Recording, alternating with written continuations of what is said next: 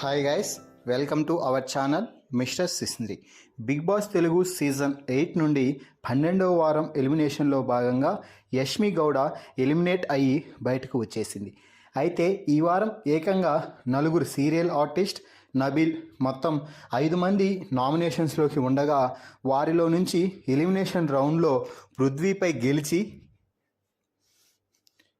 పృథ్వీతో పోటీలో నిలబడి యష్మి ఎలిమినేట్ అయ్యి బయటకు వచ్చేసింది.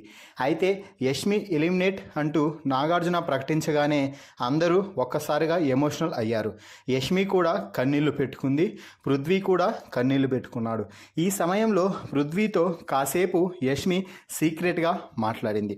ముఖ్యంగా పృథ్వీతో యష్మి మాట్లాడుతూ, అరే నువ్వు గేమ్ అయితే ఇరగదీసేస్తున్నావు, అందులో నో డౌట్. నీకు గేమ్పై ప్రతి టాస్క్ పై ఒక క్లారిటీ ఉంది, అది అంతవరకు ఓకే. నువ్వు గేమ్లో అగ్రెషన్తో ఆడు, ఇతరులపై ఆ అగ్రెషన్ చూపించుకో. నీ అగ్రెషన్ అనేది నువ్వు టాస్క్లో విన్ అవ్వడానికి ఉపయోగపడాలి, కానీ వేరే వాళ్ళని మాటలు అనడానికి కానీ దానివల్ల కలిగే నష్టాలని నువ్వు అనుభవించడానికి కానీ నీ అగ్రెషన్ పనికి రాకూడదు. అగ్రెషన్ ఎక్కడ వాడాలి, ఏ విధంగా వాడాలి అన్నది మంచిగా తెలుసుకొని వాడు, అంతే. మరో 3 వారాల సమయం మాత్రమే ఉంది కదా, ఈ 3 వారాలు నీ అగ్రెషన్ని పక్కన పెట్టి ఆటను బయటకు తీసుకురా, టాప్ 5లో నిలబడాలి అంటూ మంచి సలహా అయితే ఇచ్చింది. అలాగే అతి ముఖ్యమైన సలహా అంటూ, నువ్వు విష్ణుప్రియతో ఎంత వీలైతే అంత దూరంగా ఉండడానికి ప్రయత్నం చేయి.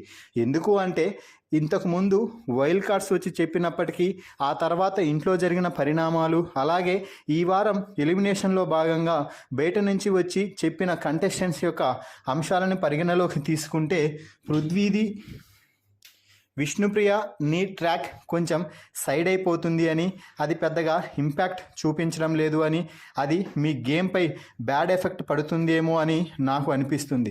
కాబట్టి నువ్వు విష్ణుప్రియతో కూడా అంతగా క్లోజ్గా ఉండొద్దు.